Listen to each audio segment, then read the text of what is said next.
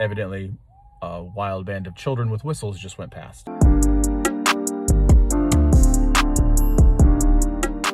What's up, everybody? This is Scott. Welcome back to another video. Well, in today's video, because the iPhone 12 is out, naturally I have to do a comparison between the Pixel 5 and the iPhone 11 Pro Max. Now, full disclosure, I don't anticipate the Pixel 5 to come remarkably close at all in the video department to the iPhone 11 Pro Max. I said it last year. I'm still going to say it. I think Apple has the best video in any smartphone at all. Even just recording this right here, I can see the difference between the iPhone and the Pixel 5. I'm recording in 4K, 30 frames a second on the iPhone front-facing camera, and the Pixel is 1080p at 30 frames a second. I anticipate it to get a little bit closer when we go to the 4K 30 frames and 4K 60 frames on the rear-facing camera. But I'm going to do it just like I do all my other videos. I'm going to go through the other modes. I'm going to show you some pictures, and just to show you how close the Pixel 5 can come to the 11 Pro Max. Now, like I said, I don't anticipate it to be really remarkably close because, well, let's be honest, the video on the iPhone is just exceptional. But what I do want to show is the fact that the Pixel 5 has gotten better, and also make you think a little bit about the iPhone 11 Pro Max when it first came out new was $1,400. The one that I have was $1,398 or something like that. So basically $1,400.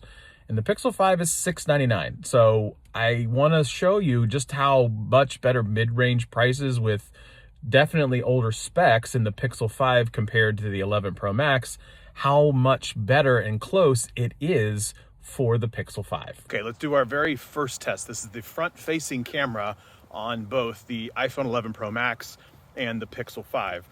4K 30 frames a second on the iPhone. It does have the ability to do 4K 60 frames a second. And on the Pixel 5, it's 1080p at 30 frames a second on this front-facing camera. So here's where you can see the stabilization. I have glasses on. I can't really tell how good the video looks. If I dip my glasses a little bit, it looks like, from a dynamic range perspective, they're actually both pretty good. One's a little bit warmer of a color. One's a little bit cooler of a cover. Of course, I'm looking at this directly through non-post-production, but what do you guys think of the stabilization from this perspective?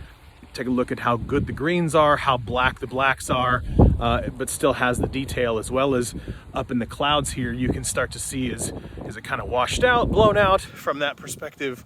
Again, front-facing camera on this. All the mics and everything's done straight through by the phones. I'm going to flip-flop like I always do. So which one sounds better? Which one looks better?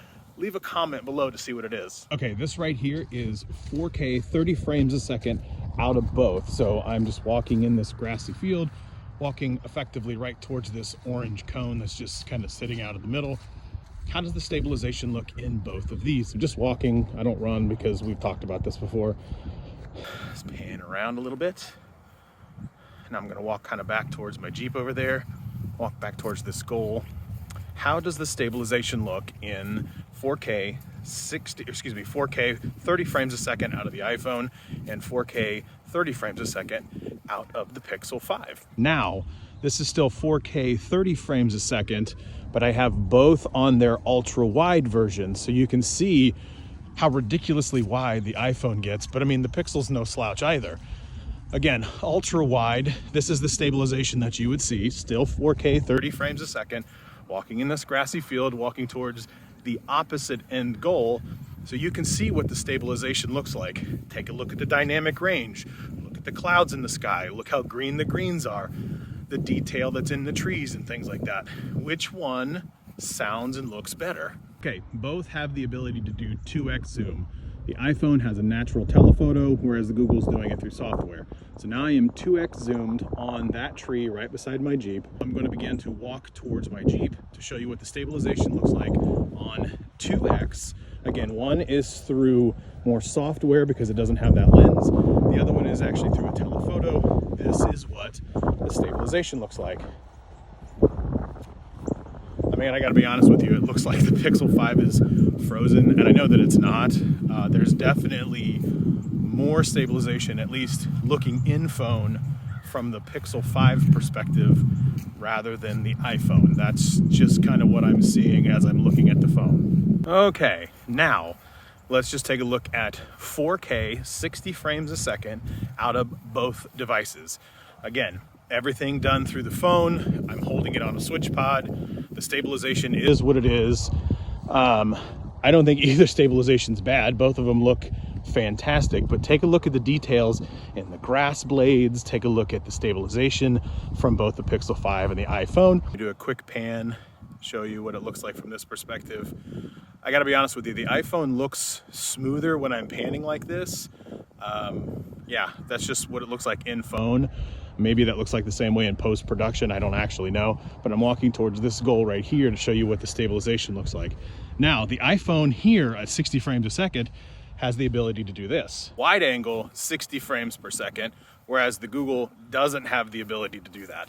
So everything you see out of Google is actually through just the regular lens, not the wide angle, but the iPhone has the ability to do 4K 60 at the wide angle. But at 4K 60, both phones have the ability to do this. They both have the ability to do 2x zoom to show you, I'm walking towards this particular goal, both 4K, 60 frames a second, to show you what the stabilization looks like. I have no idea how Google does it with their magic. It is crazy looking to see what that looks like.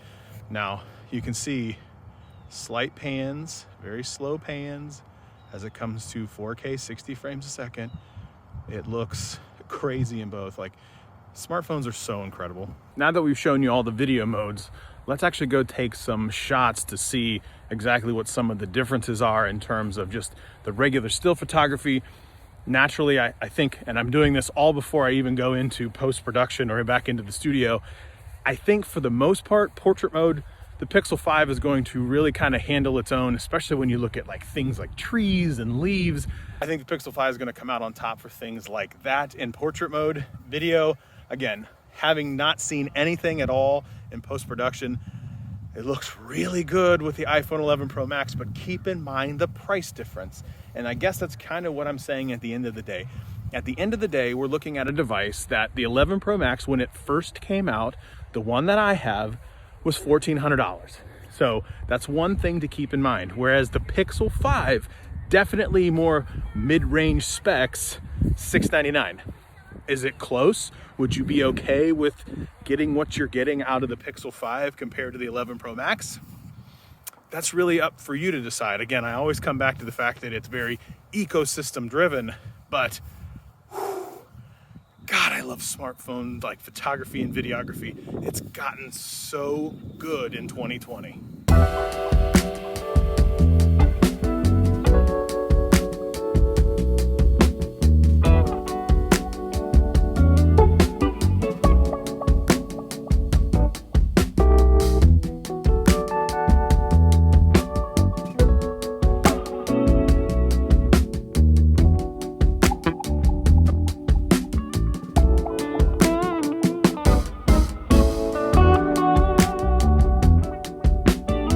So one thing that I think is pretty fairly obvious is neither one of these are slouches. So the good news is you can't go wrong with either. And it really comes down to the, well, which ecosystem do I prefer? Look, if you're an Apple person, you're gonna go with an iPhone. There's nothing we can do to convince you of that otherwise. You have great video, great photos in both the iPhone and the Pixel 5. If you're an Apple person, you're gonna pick that Apple ecosystem, and you don't have to worry because you're really not missing out on a whole lot of things in the Pixel 5. Same with the Pixel 5 people. If you were a Pixel person, you're going to buy the Pixel 5 or the Pixel 4a 5G because you're simply used to that ecosystem and that's where you want to be. And both are fine because you can see right here, both are awesome. Now, if you're a filmmaker or something like that, I would argue you should probably have something like a Blackmagic camera or maybe a Canon or a Sony.